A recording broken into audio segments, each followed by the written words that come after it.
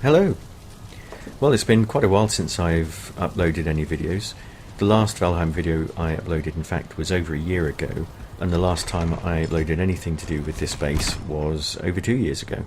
This is my main base on my solo world, and in that time there's been loads of releases, 2 major releases in the form of new biomes, the Mistlands and the Ashlands, and a few minor releases as well. All of which has meant that we have lots more materials to play around with, lots more components, and lots more foods. So as a result, there's been quite a few changes, both to various builds, to existing buildings, to brand new buildings, and I thought I'd showcase some of those. But for this video I thought I'd focus on my combined workshop and storage area, because that's gone through several different changes in its own right. As you can see here, at the time I recorded this video, I'd already started revising it yet again for the current version, which is actually the 4th iteration of this building. So I thought I'd go back and look at some of the earlier changes. This is the first version. As you can see, it's fairly narrow, about 5 tiles wide and about 12 deep. The crafting area is only 2 tiles wide because there were only 2 benches at that point in time. And if you look in the rest of the building, you can see it's basically a big open floor plan with the kitchen stuff and a few of the chests down the left hand side, and then the remaining storage on the right hand side, and nothing in the middle. That's definitely a far cry from all of the later versions. That lasted for quite a long time, up until the point where the Mistlands was released with additional workbenches, and that required that I change the design quite significantly. So this is the second version you can see here. You may be able to make out it's wider than the first one. It's actually 8 tiles wide, although I think it was only slightly longer as well. So the workbench area has been expanded. There's now four benches in here and the fermenters, and then I'd moved the kitchen stuff up to be in its own separate area. And also, as you can see, I revised the storage area so that rather than using normal chests or reinforced chests, it now uses black metal chests. I'd avoided using black metal because I find them quite ugly. They're sort of squat and with splayed legs, but creating these big wooden shelving units actually manages to hide some of the worst aspects. So that second version lasted for quite a while, up until the Ashlands came out, and then I found I had to change it again. But rather than changing the building size, I wanted to try and just find a way to stuff more chests into the existing space. So this is what I came up with in the end. I've basically turned the black metal chests side on rather than front facing, so that means that you can now fit 12 of them into a storage shelf unit rather than 9.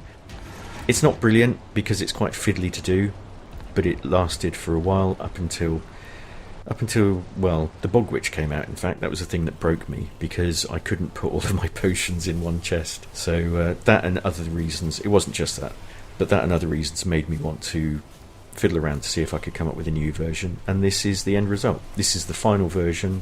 Hopefully this is what I've currently got. As you can see, I've expanded the crafting area slightly. It's got a rounded front and a little bit more space. I've also moved the benches so that the ones you're most likely to use for repairs are in the same place. And then I've also expanded the kitchen area slightly.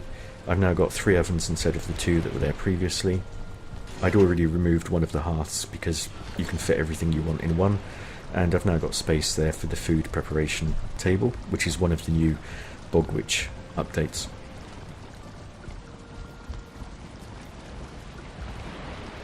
So going into the storage area, I've actually expanded the width of the storage slightly, so it's 1 tile wider either side than the crafting area in the kitchen.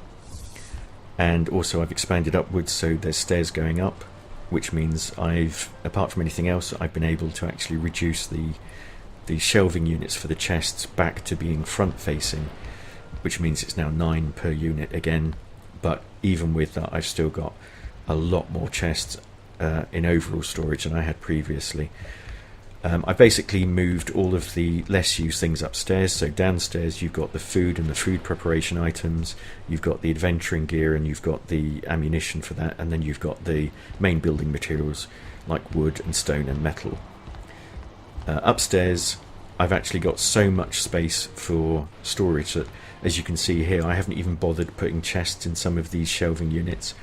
And in fact, as you saw sort of briefly there, I was able to take out some of the planned shelving units and put a feasting table there. So the stuff I've got upstairs is the biome specific drops, the other generic functional drops like feathers and bones and tar and things like that, and then all of the cores and the magic stuff and the special items, they're all up here. And I've even moved the trophies over from the main building.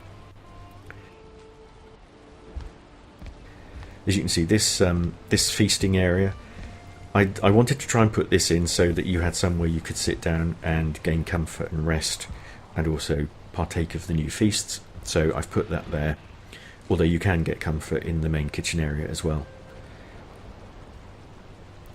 And I left this little bit open here so that you can just jump down straight from here into the kitchen. So that's the current 4th version of the combined workshop and storage area. I hope you like it. I am hoping I won't need to revisit it for a while, unless I can think of a cleverer way to get more efficient access from the storage to the workshops. But anyway, that's it for now. I hope you enjoyed the video, and I'll see you again for the next one.